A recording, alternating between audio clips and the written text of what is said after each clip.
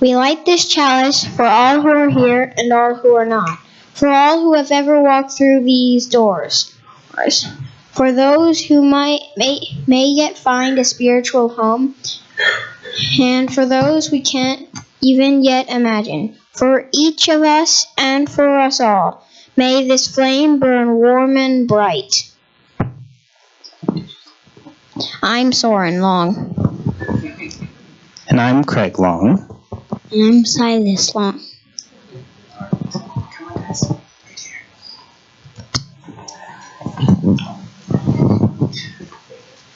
I light this chalice. I light this chalice for the inherent worth and dignity of every person. Good job, guys.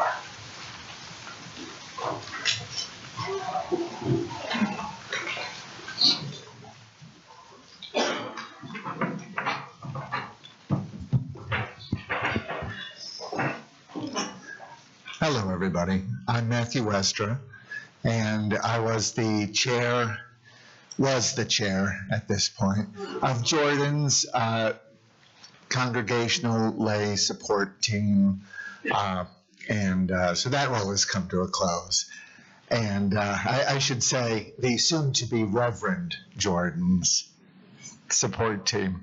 I'd like to welcome everybody.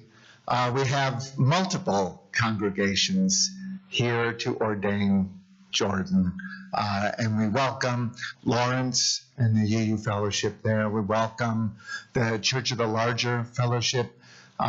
We welcome those people from Massachusetts who are stealing her away.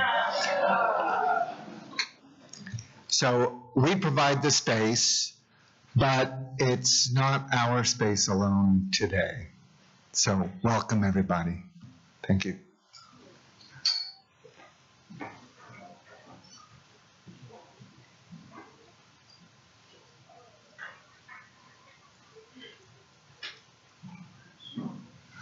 It is truly an honor to be part of this celebration as we ordain Jordinn into ministry. I had the pleasure of walking with Jordinn during her time as a learning fellow with the Church of the Larger Fellowship. And I know that all of those of you who are here in the room and online have walked with Jordinn in your own ways, as members of the CLF for All Souls, as friends and colleagues from seminary, long before that as family members or friends. It takes a village to raise a minister. And so we gather with this beloved congregation of colleagues and mentors and friends and family.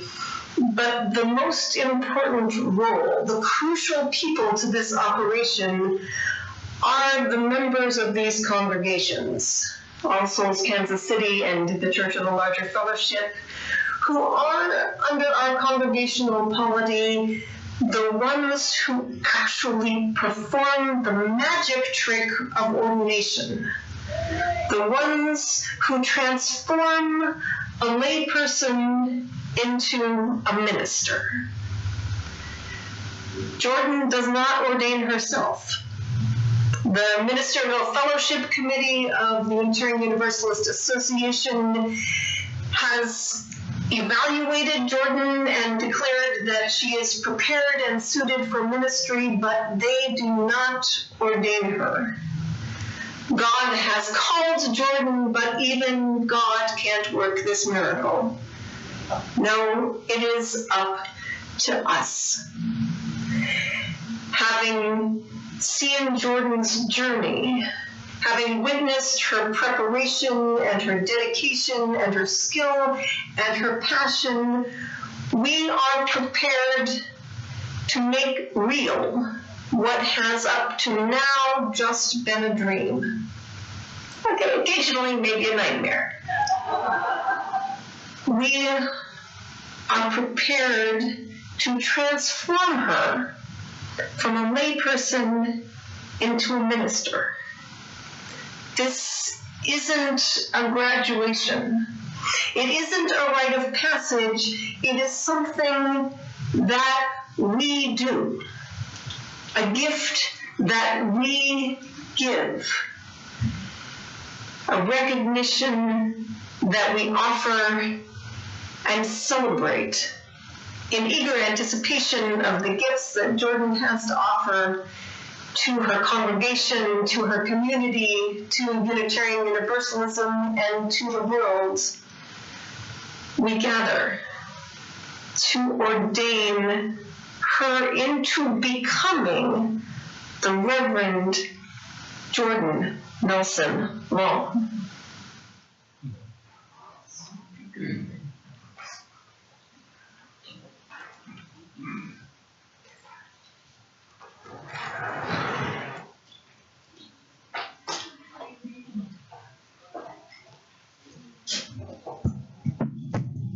I'm Reverend Sarah Oglesby Dunnigan, the minister at Topeka, and I bring you greetings from the Mid-America region of the UUA. I'm a member of the board for that region and one of your colleagues here. Jordinn, we bring you greetings, and as a true daughter of the prairie, we send you off with the wisdom of the prairie, knowing that grass that grows has deep, deep roots that are interconnected. You'd never know from the surface. Take the whisperings of the prairie, its beautiful dance and colors into your new setting, knowing that colleagues here in the Midwest, maybe we're doing this backwards. Didn't they used to come from the East to the Midwest? Take some stuff back to them, all right? Take the whisperings of the beautiful prairie grass with you into that beautiful space where ocean meets the shore. Blessings.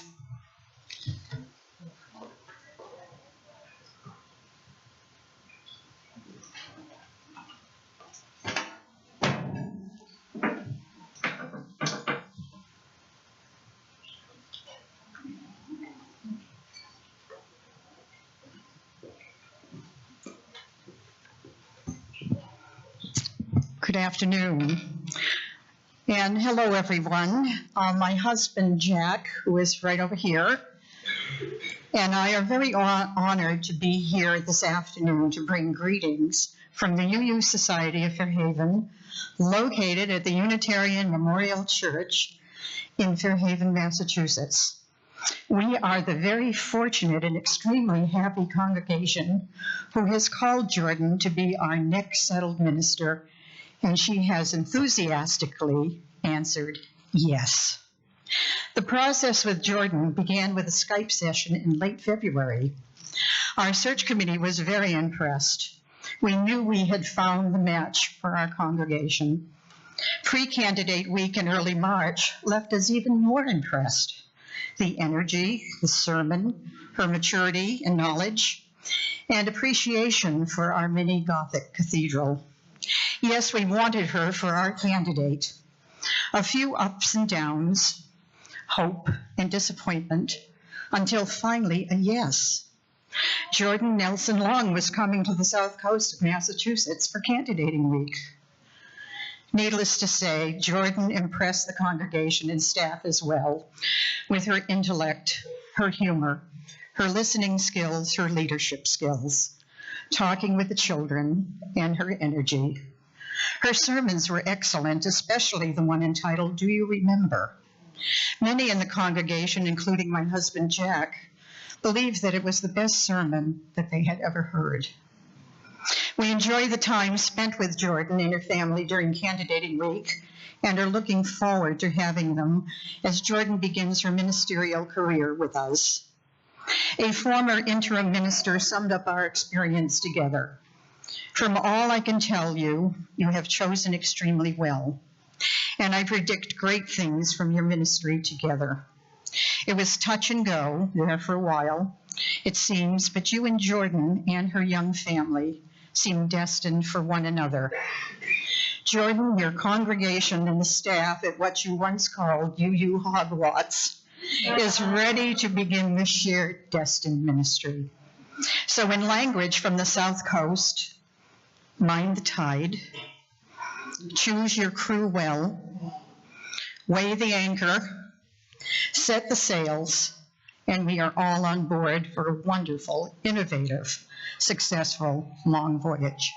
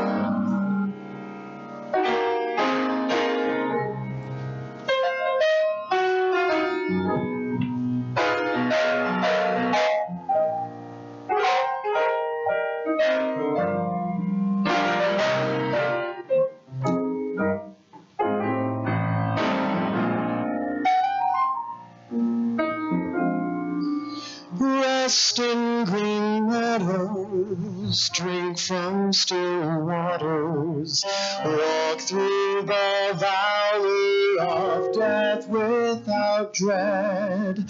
Grain of the harvest, fruit of the vineyard, praise for our daily bread.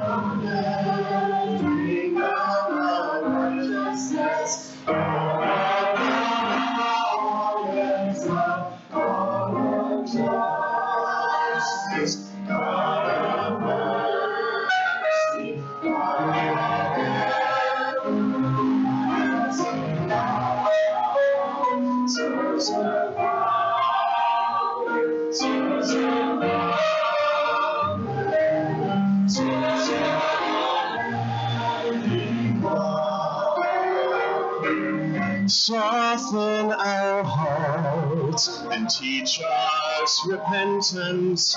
Turn us from reckless pride and willful ways. Loving and humble, fit for true service.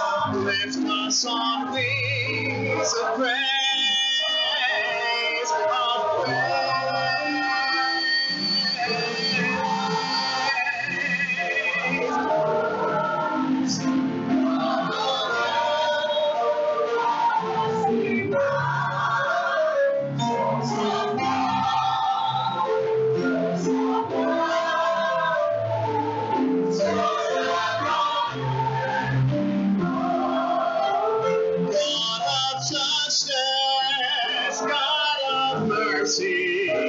source of power, source of wonder, God of justice, God of mercy, source of power, source of wonder, unending love, teach us love, so much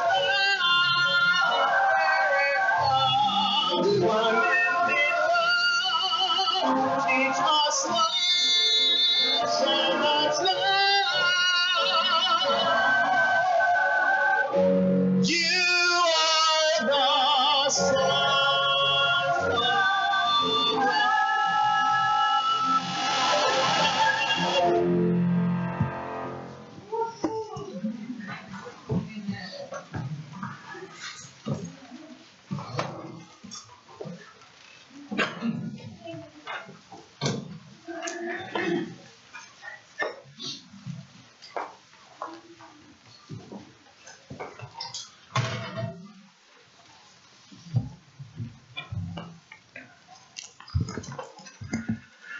My name is Kent McCusick. I serve our congregation in Ames, Iowa. Ever thankful for the sharing gifts of this congregation when I served as student minister. Today, I share with you Faith by McNeal. Faith.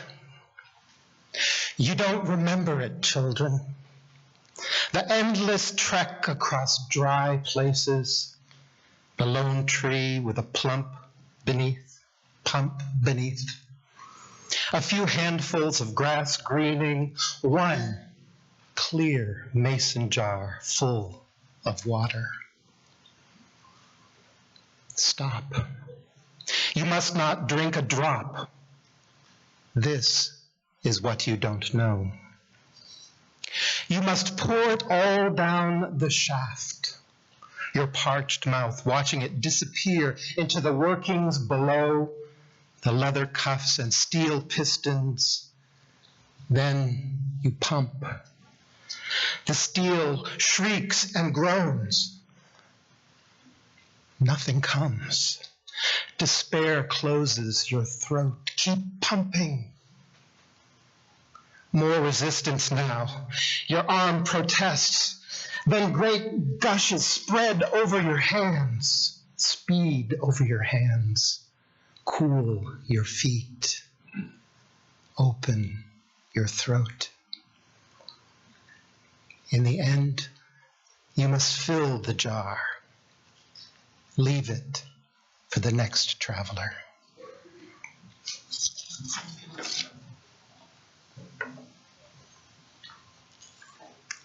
My name is Mandy McGlynn. I'm from Chicago. I've been lucky enough to watch Jordinn on her path and follow her large footsteps into seminary.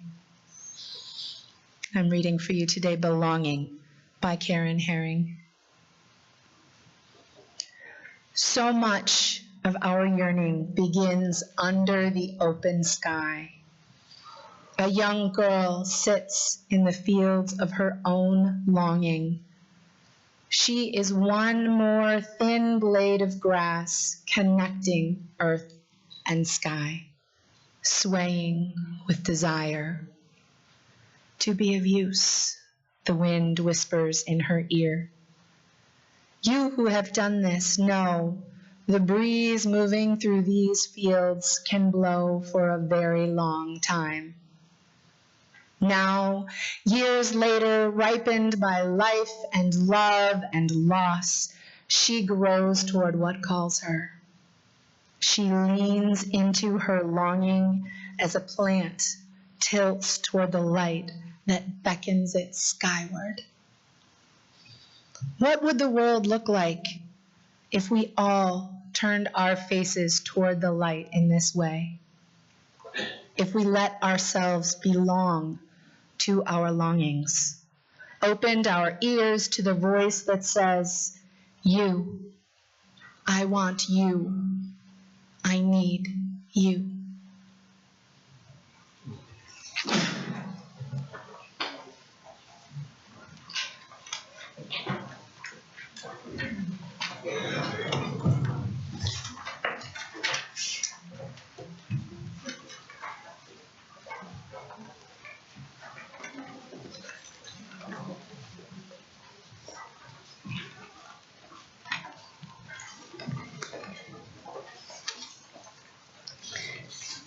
My name is Eileen Wiviat. I am a friend of Jordinn's from seminary, and I'm here to ask you in celebration of Jordinn's ministry to generously and joyfully give toward two funds, both of which sustain Unitarian Universalism by supporting Unitarian Universalist ministry. The first is the Living Tradition Fund, which supports UU ministry in three ways: by providing need-based scholarships for theological students, offering new ministers assistance to reduce the burden of high educational debt and repayment, and grants to ministers for emergency assistance. The costs of theological school and ongoing ministry are extraordinary, and this fund helps lessen the financial burdens incurred along the way. The second offering recipient is the Continental Gathering of UU Seminarians, or CGUS. CGUS provides support for Unitarian Universalist ministers in formation by creating an opportunity for those across the U.S. and Canada to gather and form life-giving and ministry-nurturing collegial relationships. CGUS is a garden where seminarians can cultivate leadership and ministerial skills, share ideas, and encourage and challenge one another to grow. Ministers and seminarians know that this call is not an easy one to follow. It is boundaryless, capable of using up every part of a person unless we develop ways to nourish and sustain ourselves. Supportive relationships with colleagues are perhaps the most important way to ensure that a vibrant, transformative, prophetic, and powerful ministry, such as Jordinn's, will continue to thrive. CGUS is the only gathering by seminarians and for seminarians where we can build those relationships at the onset of our process, and it is essential that we make it possible, meaning affordable, for everyone who wishes to attend. Jordinn, with her endless passion and unyielding cheer, pulled me into CGUS planning. Some might say hoodwinked me, but no, I won't say that, because she is someone who finds the gifts of others and draws them out. She challenges, encourages, and builds others up, and that is what good ministry does. That is what CGUS is all about, building each other up and forming collegial relationships that will fortify Unitarian Universalist ministry into an unknown future. I'm so grateful that Jordinn invited me to help move Segas forward. I loved arranging home hospitality so that seminarians could meet some of the wonderful members of my congregation. I loved experiencing the campfire service that we created together. I loved sharing meals and prayers, comfort and laughter with those who I will, God willing, serve in ministry with for many years to come. So if you know, as I do, the importance of a ministry like Jordinn's, give until you feel joy. If you are grateful to those who are willing to serve the world through this transformative faith and you want to support them, give until you feel elated. And if you know, as I know, and Jordinn knows, that we must minister to our ministers, give until your generosity overflows into gratitude.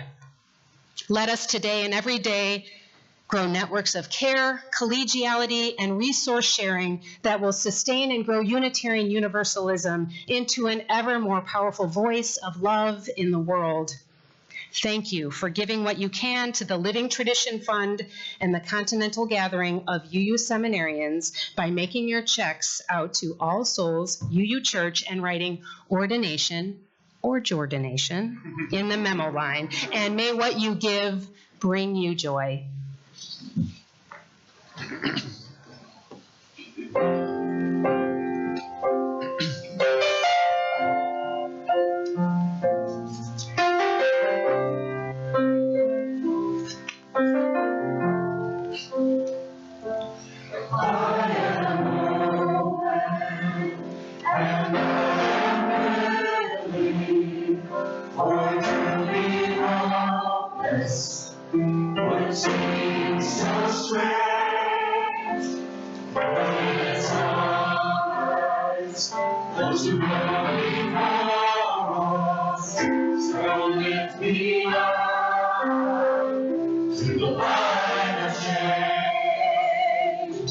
There is hurting in my family.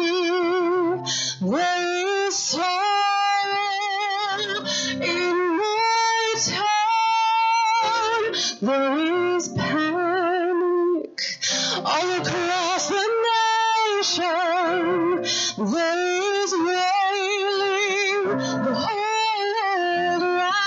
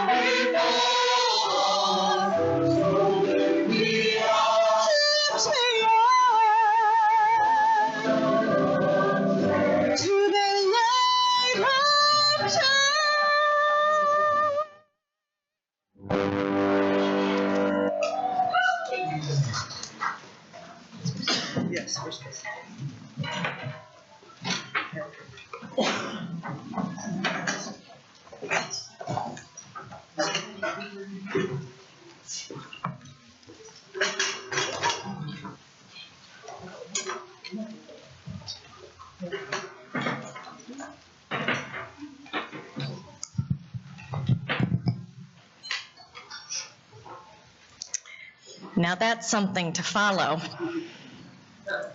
Lovely. Well, good evening. My name is Dawn Cooley, and I serve First Unitarian Church in Louisville, Kentucky. And I echo those who have been up here already this evening by saying what a joy and a pleasure and an honor it is to be here on this auspicious occasion. I would like you to imagine with me a scene 175 years ago at the Hawes Place Church in South Boston. That night, May 19th, 1841, was, like tonight, the night of an ordination.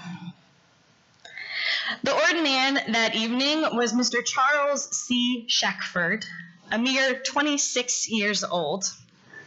He would go on to serve the Lynn, Massachusetts church for 19 years. The preacher that evening was the Reverend Theodore Parker. Delivering the sermon at an ordination is an honor in our tradition. Then and today, the sermons are generally not particular to the ordinand, but instead address either our larger Unitarian Universalist faith or the institution of our professional ministry. Ordination sermons are a time to stand up on the balcony and survey the view, the lay of the land, to look for trends or challenges that we're facing, and to offer observations. 175 years ago, Unitarians were facing a challenge, the theological challenge of transcendentalism. Parker had heard Emerson give his divinity school address 3 years earlier and had been powerfully moved by it.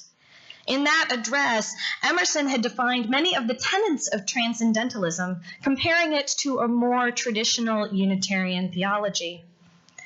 The divinity school address had begun a major controversy within Unitarianism, a fire to which Parker's sermon added fuel.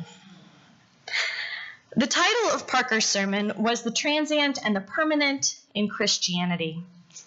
His main idea was that in Christianity, there are some things that are permanent, enduring through the ages, such as what Jesus taught, love your neighbor, and the meek shall inherit the world.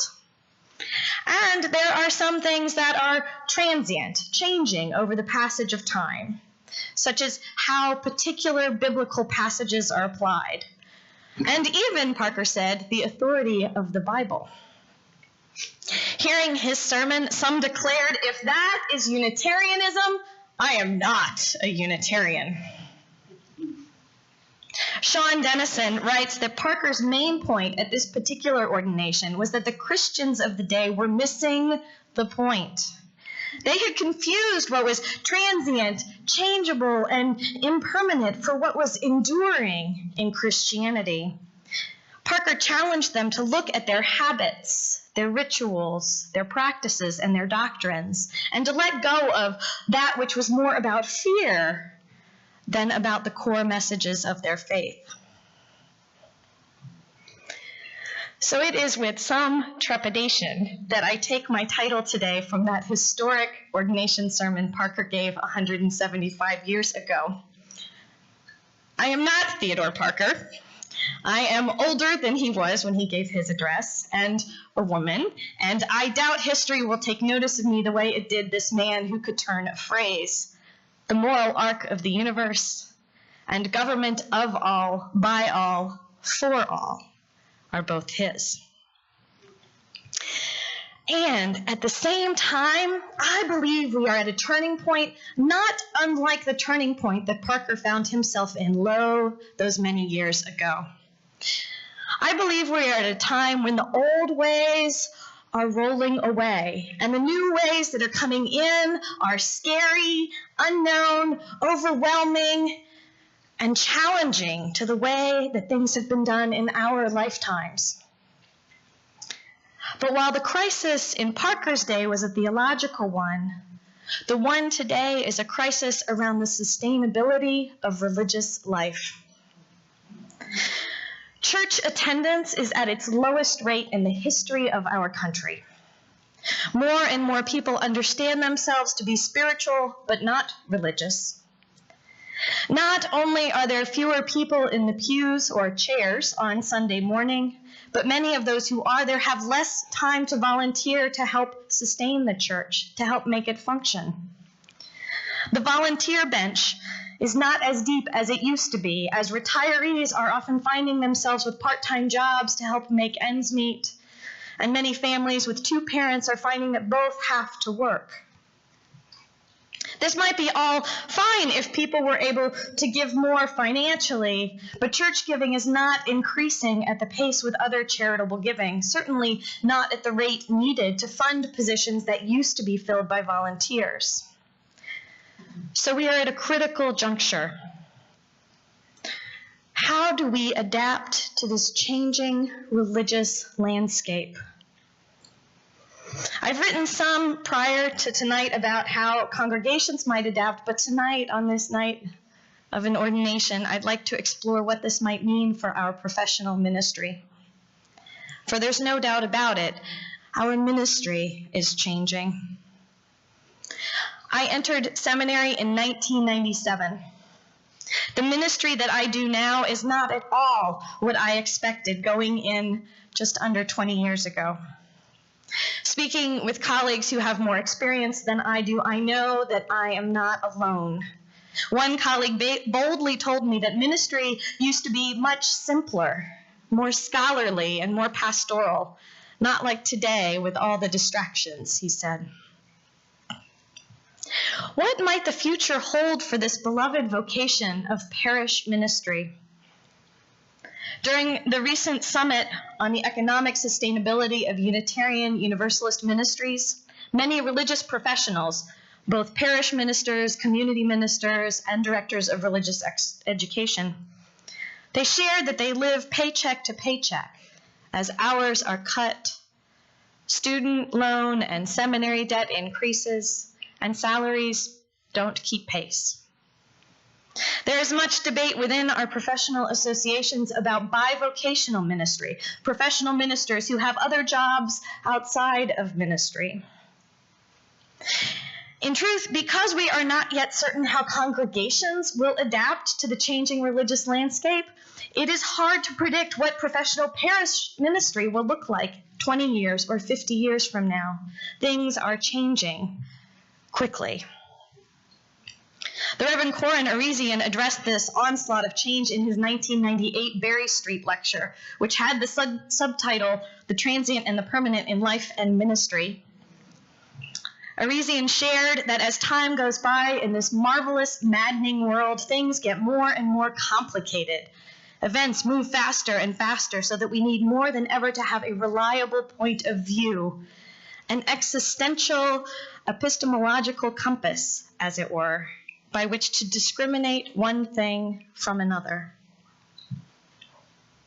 In this time of great change in our religious landscape, when events move faster and faster, I am inspired to take a page from Parker and look at what is transient and at what is permanent in our Unitarian Universalist ministry, for this can provide us with the existential epistemological compass that Arisian mentions.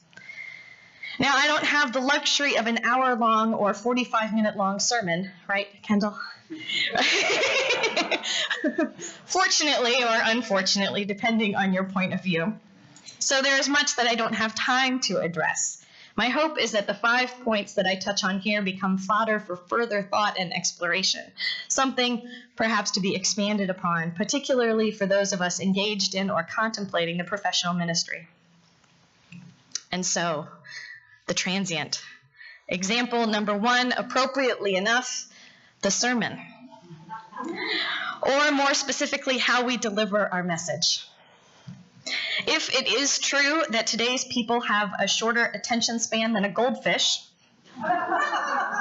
7 seconds. I can only imagine what it would be like to magically transport Parker through time to be here today. His hour-long sermon, bereft of stories and full of academic theology, would undoubtedly find many minds wandering. When I entered seminary, the ideal was a 3-point sermon, 20 minutes long, logically and coherently arranged. Today, sermons are shorter, and some experts in homiletics recommend 1 point. 1. By today's standards, this sermon this evening is long, dry, and uninspiring. Sorry, folks. Ideally, that 1 point is made through the use of stories. Now, there's nothing wrong with this shorter storytelling style of sermon. The stories keep the listener engaged, and with just 1 point, it can be easier to be clear and to go deep, especially in a shorter time period. Sermon style certainly falls into the category of the transient. But I would also propose that the sermon itself may as well. As we begin to gear our message to a wider audience with more educational diversity, more neurological diversity, and more generational diversity, we may find that other ways to share our message become more useful and have greater impact. Time will tell. What hasn't changed, what is permanent, is how we arrive at the content of our message. In the divinity school address that so inspired Parker, Emerson said that it is the role of the preacher to deal out life passed through the fire of thought. Whether it is 3 points or 1, full of stories or full of academic quotes, the role of the minister is to take our experiences, our educational experiences, our life experiences, the catalog of our lives and of the world around us, and to examine them deeply, to take the personal and use it as a lens with which to reflect on the universal. Whether we share that message through a sermon or a blog posting, a Facebook post or a tweet, #Jordination, a Snapchat story, or a self-published novella, the medium of the message is transient, but passing life through the fire of thought, I believe, is permanent. This leads to the next area of the transient, the tools that we use. Once upon a time, it was letters and personal visits from the minister via horseback. Then it was phone calls and car rides to the hospital. Today, it is email and Facebook. The amount of email needing to be read is never-ending. Facebook presents us with boundless opportunities for positive connections with colleagues and with congregants. The shadow side is that digital connection sometimes has replaced, not enhanced, impersonal connection. I remember vividly the time Facebook was the method from which I learned that a congregant had died. But Facebook is choosy about what it shows. This can cause problems when congregants believe that the minister has seen and been made aware of something that we are clueless about. The relationship between a minister and a congregant can end up broken when a congregant relies on social media to inform the minister of important events in their lives. And the relationship, that connection between the office of the ministry and the people that we serve while in that office, that is the permanent. Those whom we serve want the minister to know them, to see them, to talk with them in times of crisis and sit with them in times of need. With multiple generations in a congregation, this means that some will want us to call them, and others will prefer email. Some will prefer Facebook or texting, and others, well, you're just going to have to ask them what they want. The tools of the relationship are transient, but the need congregants have for the relationship with the minister is permanent. Our connections with people, both within and outside the congregations we serve, combined with our reflection on our lives and on our relationships, will lead us to an awareness of the vast injustice present in our world. Which brings us to the third example of the transient and the permanent in ministry. The specific nature of an injustice we see may be transient, since even as we make advances in one area, another arises. Racism, sexism, homophobia, fat phobia, ableism. Our capacity as human beings to turn someone into other seems to have no end. And so while a particular type of oppression might be transient, oppression itself is permanent. And so too is our responsibility as ministers to call out oppression when we see it. We may say that we work to create God's kingdom here on earth. Or we may say that our role is to endeavor to establish the conditions of a satisfactory life for all, not merely for the few. We may say that we are putting our hands upon the moral arc of the universe and bending it towards justice. Or we may say that it is our job to love the hell out of the world. How we phrase it changes with the generations, just as the form of oppression changes. What is permanent is our role as liberal ministers to hold and proclaim a vision of a world made fair and all her people cared for, to call humanity to be its best self. Prophetic voice, staying in relationship, sharing our message, it can all get very overwhelming. Reverend Sharon Dittmar, preaching at my installation at First Unitarian Church in Louisville, shared something that has stuck with me and that I have held on to for years. Ministry, she said, is a marathon, not a sprint. She was talking about how it is necessary for us to pace ourselves, to understand that we can't run mile after mile at a sprinter pace or we will burn ourselves out, even those of us who seem to have boundless energy. She knows. And she was so right. Trying to juggle church life and family life and personal life, it can be exhausting. But this metaphor is also misleading because unlike a marathon, there is no line that we cross where we suddenly say to ourselves, we're done, we have arrived. Or at least I haven't found one. Please let me know if there is one. No. Instead, ministry is like trying to drink from a fire hose. There are hundreds of little things that constantly need to get done so that as ministers we can try to guzzle it all, or we can take little sips. Sometimes we need to pull away from it entirely lest we drown. Jordinn, I promise, when you miss a board or a committee meeting or neglect to answer every email within 72 hours of receiving it, the church will not fall apart. This is the message that I have to tell myself every year, especially this time of year when my energy is low after Easter, the pledge drive, the annual meeting, and a year's worth of guzzling from the fire hose. And so these trappings of ministry, these things, events, activities, they are a fourth aspect of the transient in ministry that distract us from the permanent, which in this case is that ministry calls us to be our whole selves, to be authentic human beings. And for me to know at my core that I am enough, and for you to know that you are enough. That ministry is not something we do, it is something we are.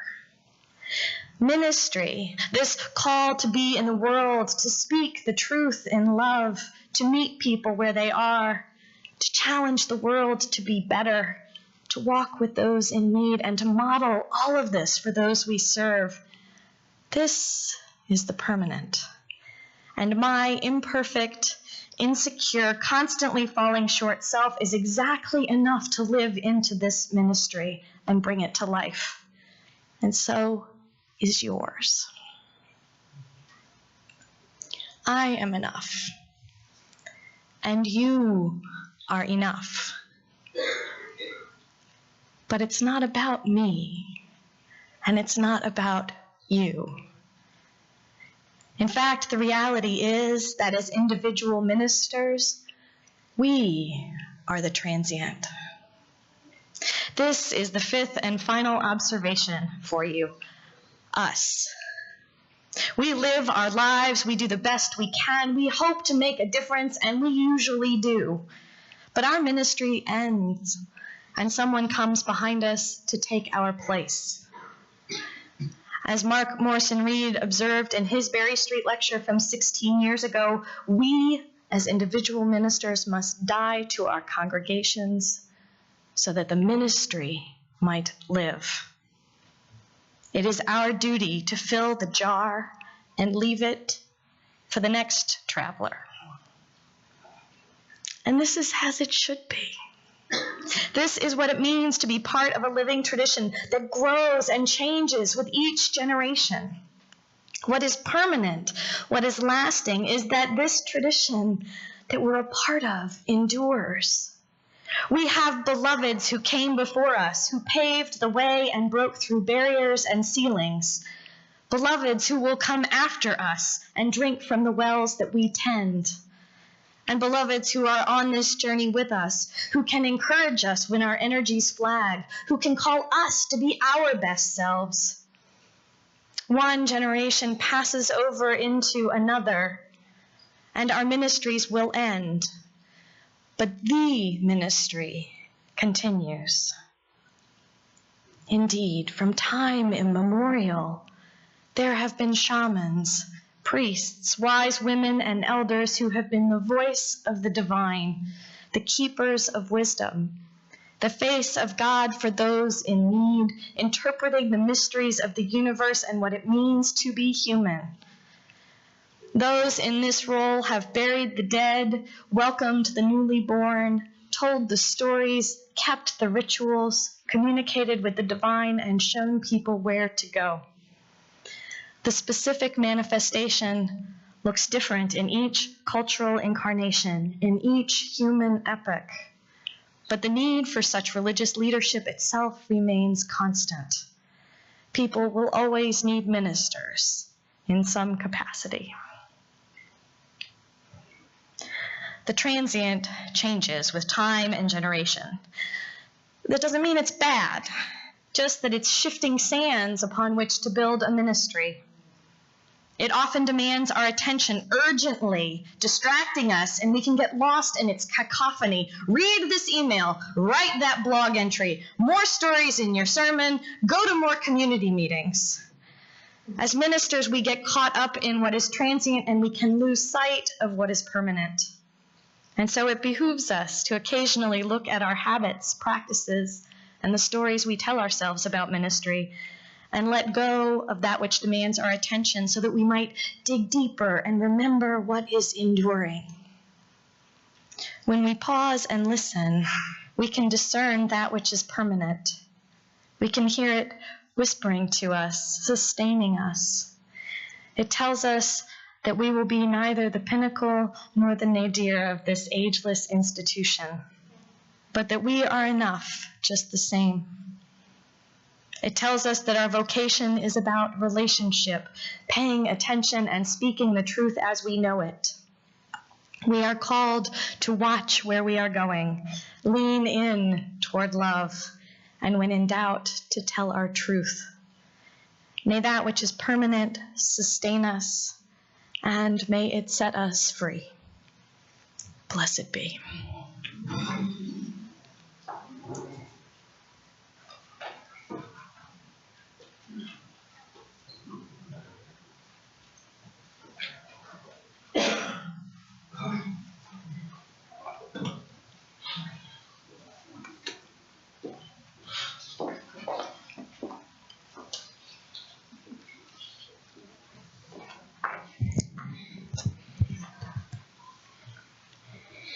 I'm Carrie Bader.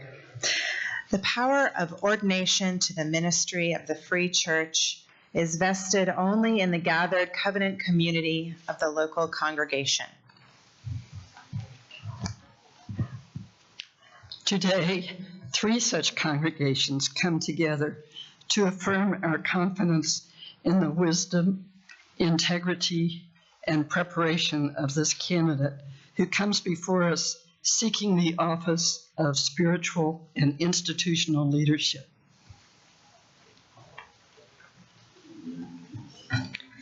Is it the will of these communities, as represented by their members here present, in the exercise of their best judgment, to ordain Jordinn Nelson Long to the Unitarian Universalist ministry? It is, and may there be joy to her, and to all those to whom you commend her by this act. Jordinn, we gather to offer you ordination in the service of our liberal religious tradition, as a privilege and as an obligation. Is it your belief that you are truly called to assume the responsibilities of the ministry? And are you prepared to fulfill them faithfully and with compassion? It is, and I am. Do you undertake to cherish our hunger for beauty and connection, to encourage our practice of virtue, justice, and peace, and to nurture our capacity for reverence to the extent of your abilities? I do.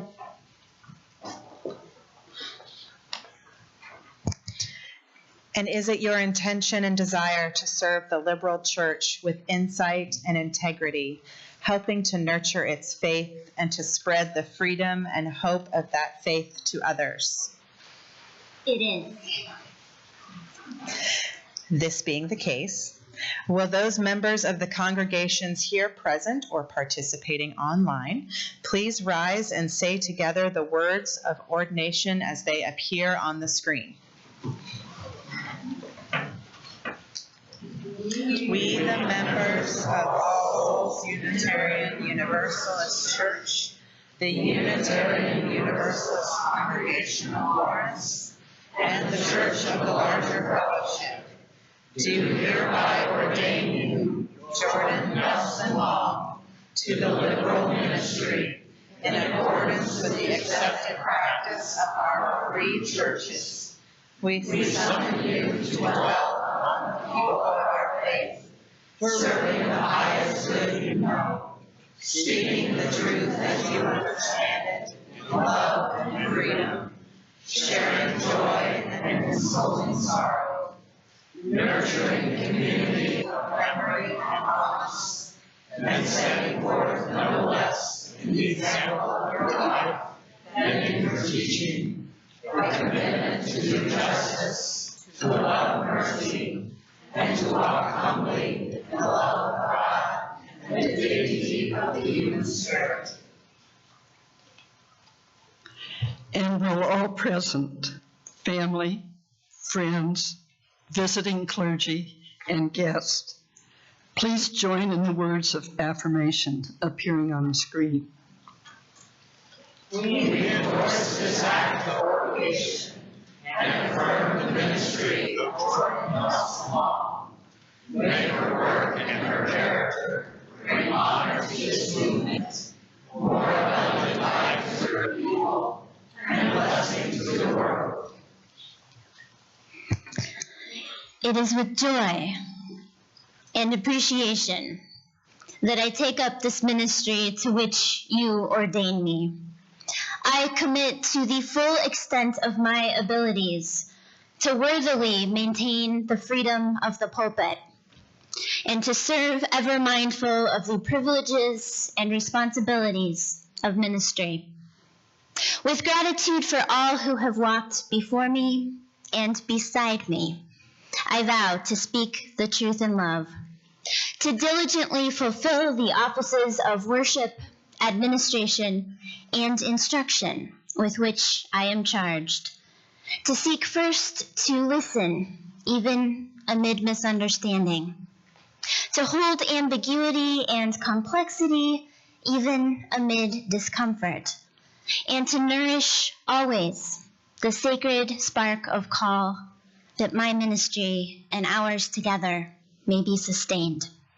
May we so live, love, and labor together that we come to see the light of truth and the life of grace revealed in one another. Amen. You may be seated.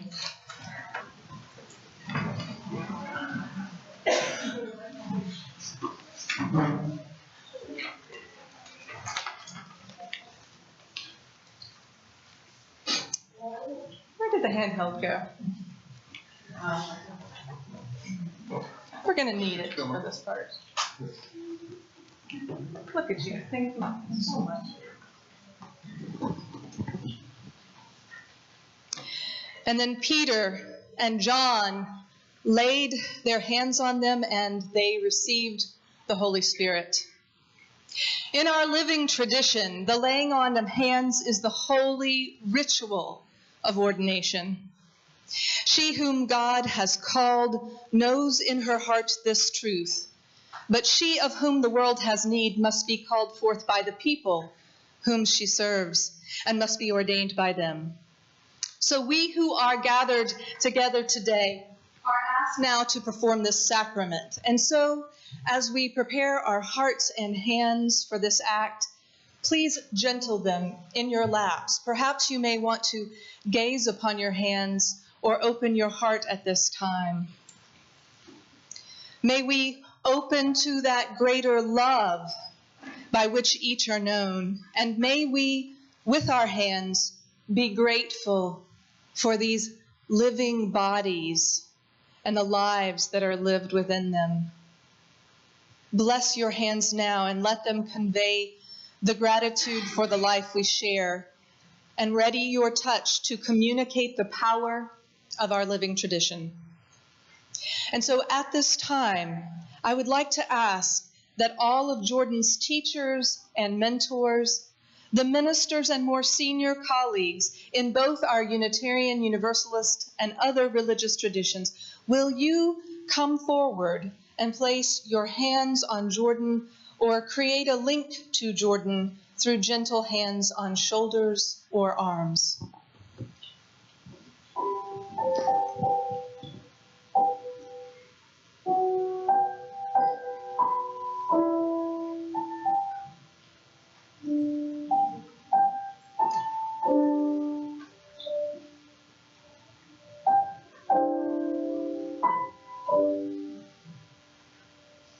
And now, will Jordinn's seminary or ministry peers come forward and connect through these bodies, weaving that web of life?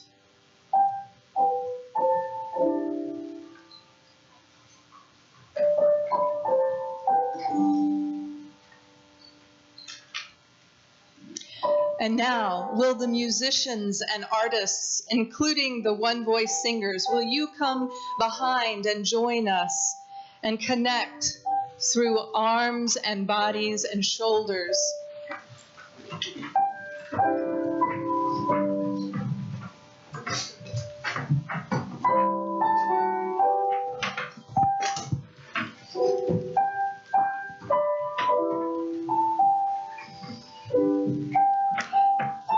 And now will all those who have been a part of the communities that Jordinn has served become a part of this weaving, all who have worked alongside her or been touched by her ministry.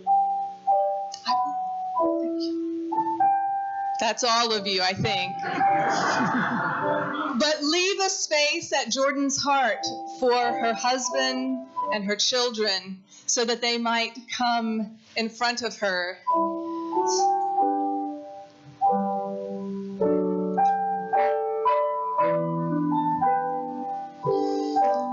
All of you, all who come to celebrate and mark this day, join with us as we create these connections by which we affirm and seal Jordinn's ordination. As long as you are connected through heart and hand to your neighbors, you are part of this ritual. And as we gather, will you offer Jordinn a blessing from your own life and heart?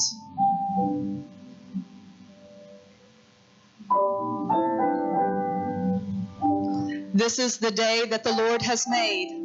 Let us rejoice and be glad in it. This is the minister whom God has called. Let us bear witness and sing songs of praise. This is the woman, well loved by Spirit, called forth by the holy and by the community of siblings and beloveds which makes up the living church. It is a daunting and joyous task, and so we ask that Jordinn be blessed with wisdom tempered by compassion, a hunger for justice tailored by mercy, the insight to care for her body, her mind, her spiritual center, her marriage and the call of motherhood, keeping these things sacred and central in her ministry. May she continue to be blessed by the fire of creativity and a boldness of vision, never seeking to please others, but to lead, nurture, and build up beloved community. May the lives she touches be magnified, and may she always disappoint at a rate that her folk can tolerate. Holy Spirit, let humor be a tonic against sharp tongues, small kindnesses be stored up to sweeten sad days, and the outpouring of your great love never go unnoticed. And now, by the laying on of our hands and through the choice of these communities, we acknowledge that wondrous truth, that we see you, Jordinn Nelson Long, the Reverend Jordinn Nelson Long, a minister in the long and joyous lineage of Unitarian Universalist ministry. And the people say amen. Amen. As we return to our seats, we are going to rejoice in the song One Voice.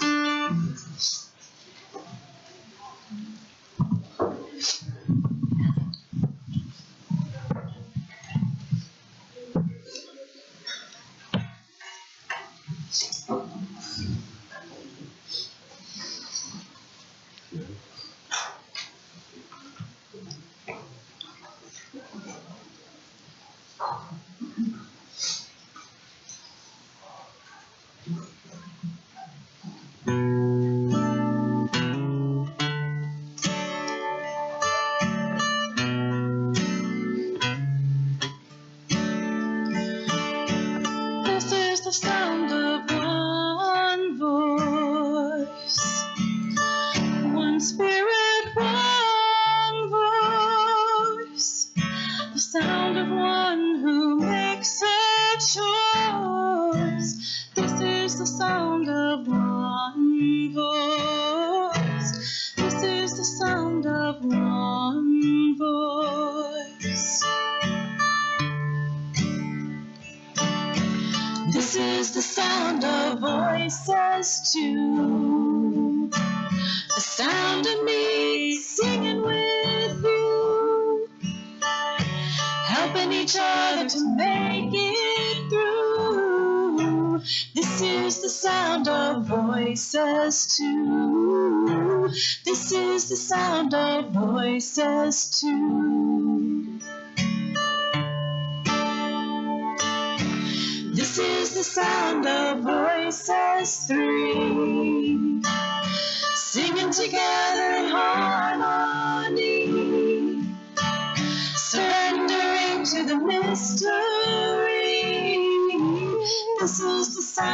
of voices three. This is the sound of voices three.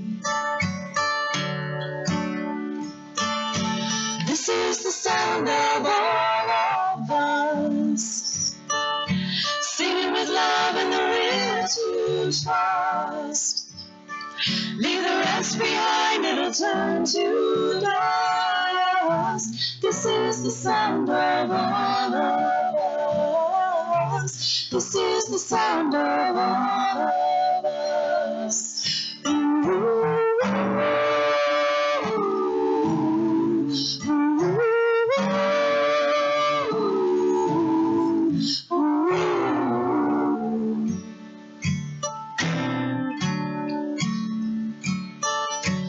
This is the sound of one voice, one people, one voice, a song for every one of us. This is the sound of one voice. This is the sound of one voice.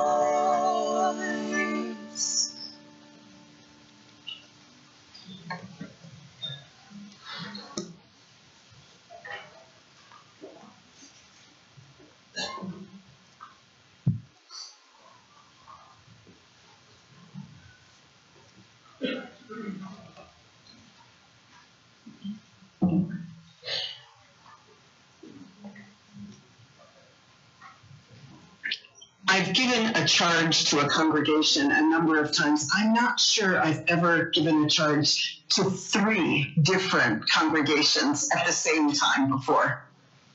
And 3 very different congregations, different in size, different in temperament, different in relationship to Jordinn Nelson Long. Jordinn's home congregation, the UU Fellowship of Lawrence, Kansas. Jordinn's 2 internship congregations, this one, All Souls, Kansas City, and when I say this one, I mean the one that people are physically sitting in together.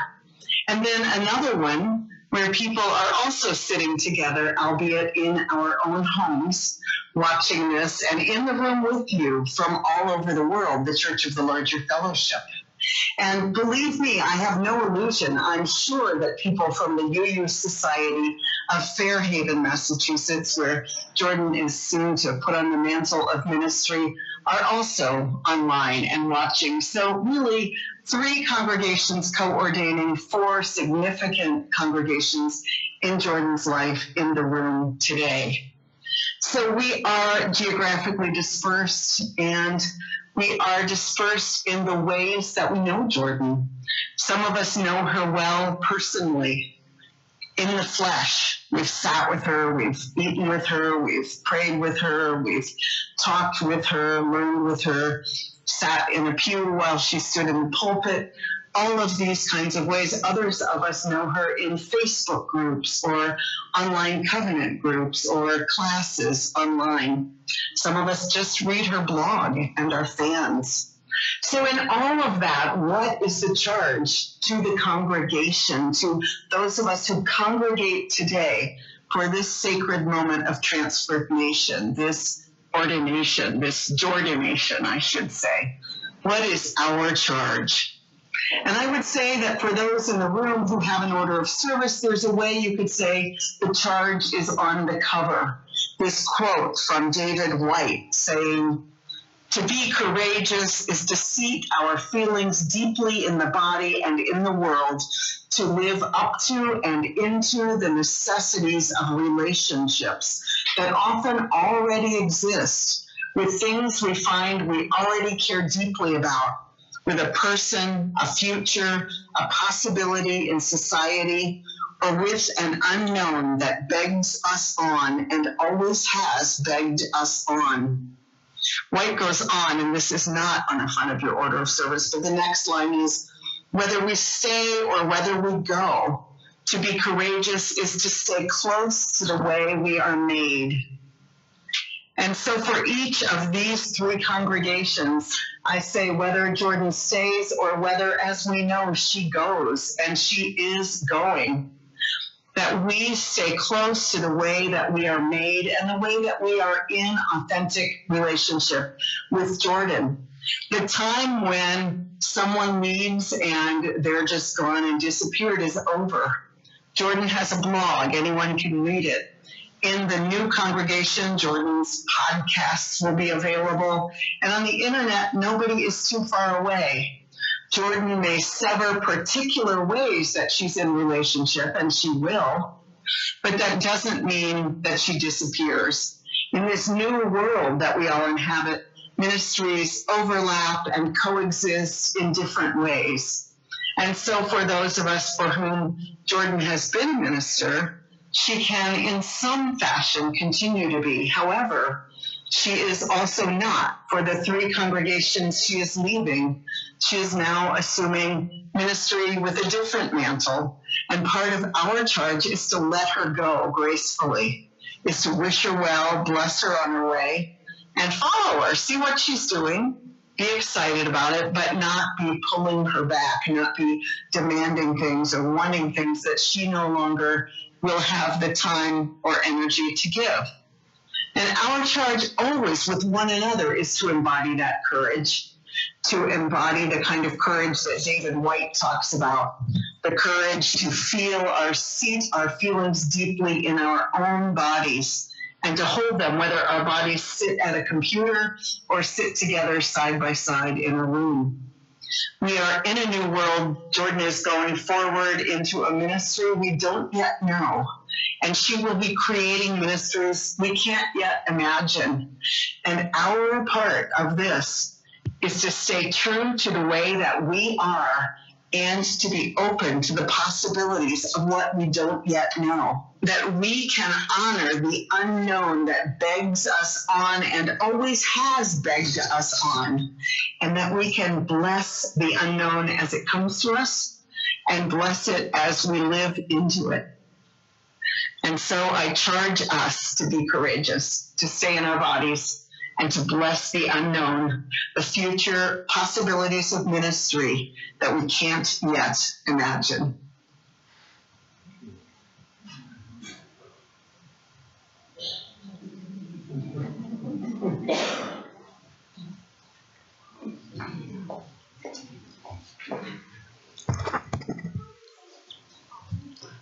My dear Jordinn, you are to be congratulated for your courage, if nothing else, in thus affording me yet one more opportunity to offer you instruction, just in case all my prior efforts now appear to me to have borne insufficient fruit. Particularly in a context which precludes you from contesting either the accuracy of my observations or the wisdom of my insights. On your head be it.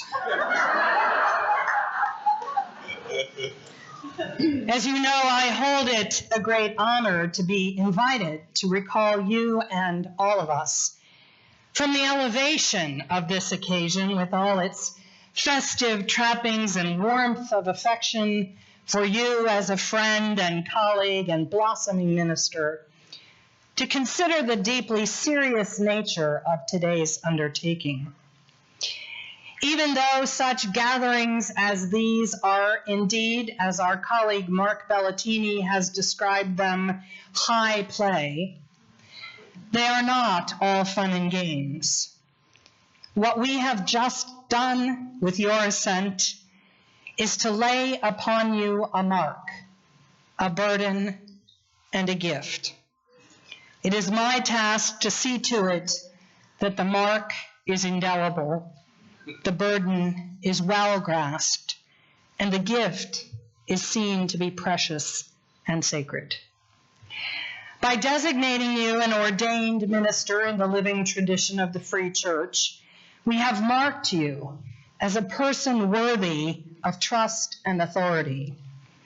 We have invited our fellow Unitarian Universalists in particular, and the world in general, to look to you for institutional leadership, personal integrity, and a compassionate presence. You are no longer a merely private person, but a public living witness to the claims of this faith and to the duties of the vocation that you and I now share. How you conduct your life, no less than what you preach and teach, reflects upon the credibility of this movement and of this profession. Today, that mark may seem to you and to all of us a joyful honor, but the time will come when you will find it irksome to be endlessly on display as a model of the demanding values that we espouse, and you will then understand why this is a matter of solemn vows. I charge you to remember the love and trust with which we bestowed this office upon you, and to fulfill the covenant you have made in the name of all that is holy. I know that you understand the burden of ministry, to be present to the distress of the world without panic or denial or becoming indifferent and numb. People will bring you the pain of their losses and despair, their failures and finitudes, their broken hearts and broken dreams, hoping that you can help them to find courage and strength to keep believing in the possibility of new life. You will see the dysfunction of relationships and of institutions, as well as the injustices and tragedies of this world, and yearn to give healing. Inevitably, you will be profoundly aware of your own limitations and feel inadequate to these demands, for in truth you are. We all are. You cannot fix or save the world. You cannot fix or save another person. All you can do, all any of us can do, is to bring that pain and despair into a place of compassionate attention and truthful witness, which is where all healing begins. The power of transformation lies not in your intelligence or resourcefulness, but in the creative energy of the universe, which is always and everywhere present, though we are often so blind to it. You must not try to absorb into your own heart the distress that you meet with in others. You must, believe me now, and I know you know this, you must have a practice that enables you to ground that anxiety and sorrow in the larger life of all that is, in God, by whatever name you call it.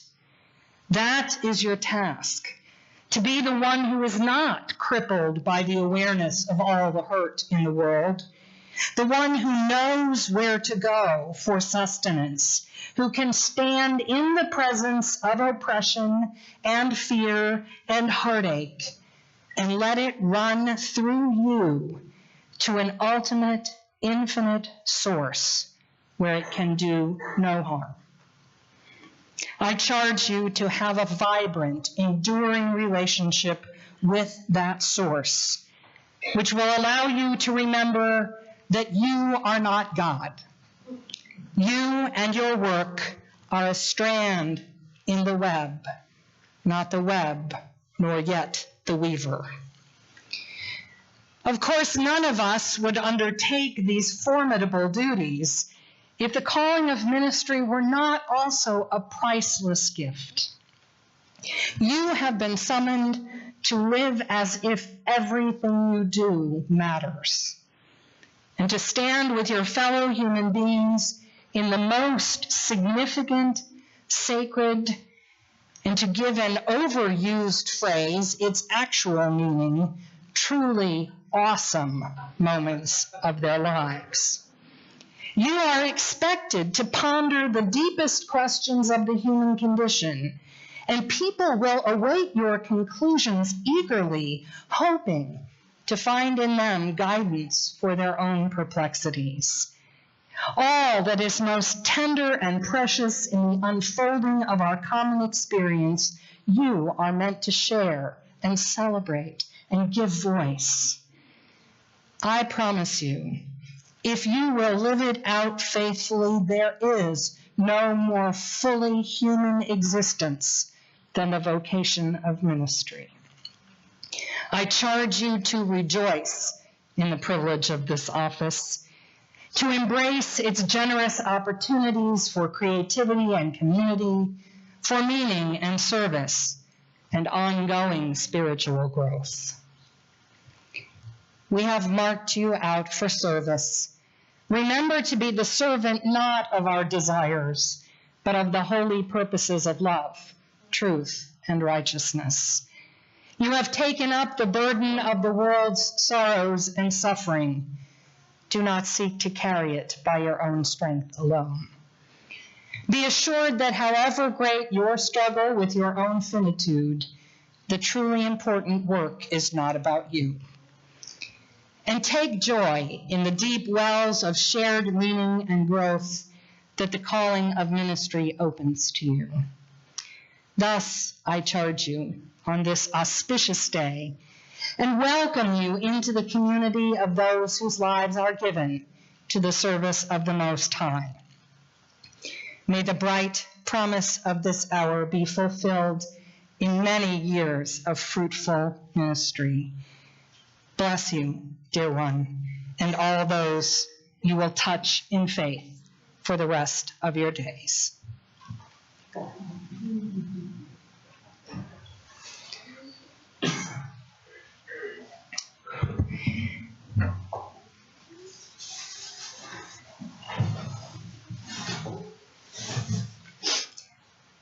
Now, members of all three of the congregations that you have been such an important part of, as well as members of your family and other friends, have contributed ribbons so that we might create a stole which, when you wear it as you perform your functions in ministry, will remind you that you are encompassed with our trust and confidence, our hope and our love.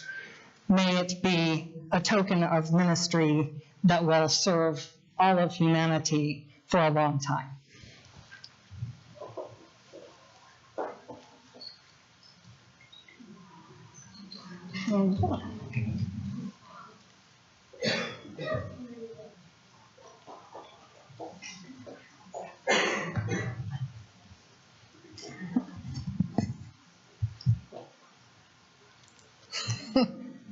Dear Jordinn, you've just been ordained as a Unitarian Universalist minister by our three congregations acting together. Your dedication to our liberal faith has been formally recognized. Your leadership abilities, your knowledge of our history and traditions, and your devotion to a life of growing spiritual depth have been officially acknowledged. You've been blessed with prayers, with voices lifted in song, with words of wisdom, praise, and caution, with a stole, and with the touch of hands, conveying the mysterious source of ever-present grace. And now, on behalf of your fellow colleagues of Unitarian Universalist ministers, I will offer you the right hand of fellowship. It's a ritual that extends back through time and generations, in fact, as far as the ancient Christian church. It was practiced by our Universalist forebears as a ritual of ordination. The Reverend Hosea Ballou in 1833, in offering the right hand of fellowship to an ordinand, said, "This is renewal of the sacred covenant between you and this body, that we'll cherish an interest in each other's labors and success and sympathize in all the joys and afflictions which may arise in the performance of our ministerial duties." Today, on the occasion of your ordination, dear Jordinn, a description from our Unitarian heritage especially resonates with me. from the Reverend Edward Everett Hale, who in 1900 wrote that the ritual of offering the right hand of fellowship is not only a welcome into the ministry, but is also a tender service of real affection, and that it may speak to the new colleague in just the tone of encouragement which they need. As the one who has had the privilege of being your minister during these years of discernment and formation for both of us, and who now has the satisfaction of being your colleague and the joy of being your friend, I indeed perform this traditional ritual with deep affection and hope to speak the words of encouragement that you need. You already know that ministry is both a great blessing and a great challenge. It's a privilege that will sometimes bring you joy that even now you can't possibly imagine. It's a responsibility that will unexpectedly bring you to your knees, despite all that you've invested and left behind to follow your call. Know that this fellowship of ministers will be there for you. Will be there for you to help you hold the pain and the doubt, and those moments when you ask yourself, why? When you question the high cost of your calling. We'll be there to celebrate with you in those transformative, grace-filled moments when you realize with a flash of insight, this is why. This is what gives meaning and purpose to this profound commitment that you've taken on. As you stand before us now, an ordained Unitarian Universalist minister, I welcome you not only on behalf of your colleagues assembled here today, your colleagues in the Mid-America region, your colleagues across the country, across the continent, around the world. I welcome you not only on behalf of the generations of ministers who answered this call before us, but maybe most importantly of all, I also welcome you on behalf of those who will come after us, the generations who will shape the future. The gift of this sacred calling is an obligation that first and foremost must be paid forward. Just as you, years from now, may someday be called upon to offer this ritual to a newly ordained minister. Just as nearly 8 years ago today, I stood in this very sanctuary and was offered the right hand of fellowship by my colleagues, I stand beside you now and joyfully offer this gift of fellowship to you. Welcome to the ministry.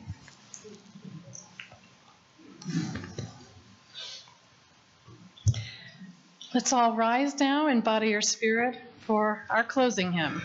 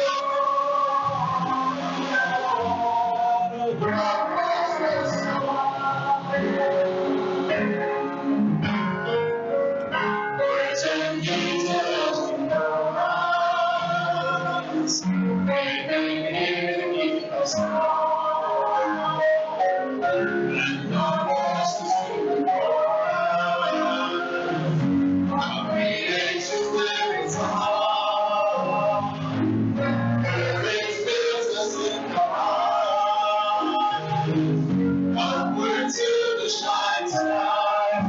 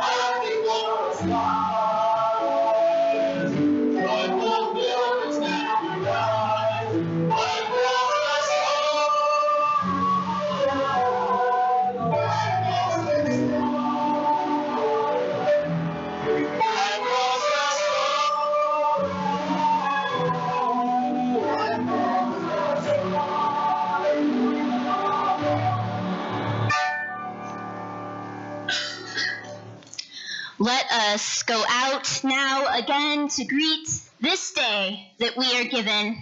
And back here, my friends.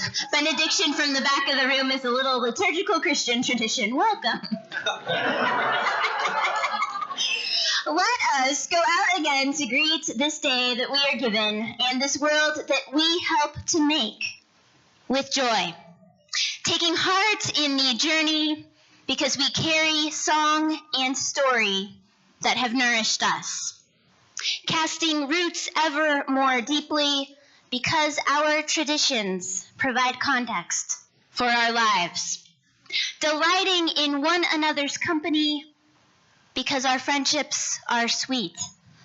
Reaching across barriers and listening across misunderstandings because to live peacefully, both with strangers and with doubt, is the deepest call of our shared faith. And hoping anew, because to hope is our first and fiercest act of courage. Let the people say amen. Amen. Go in peace.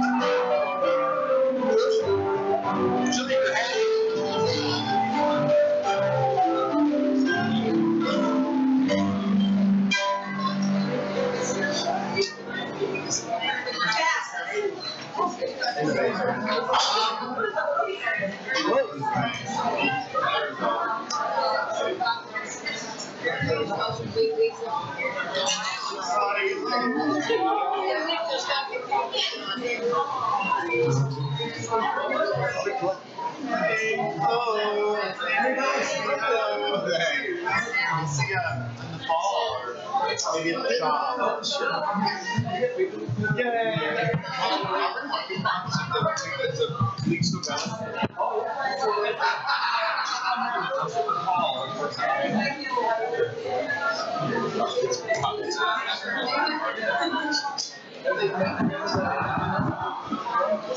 I can find out. I can just keep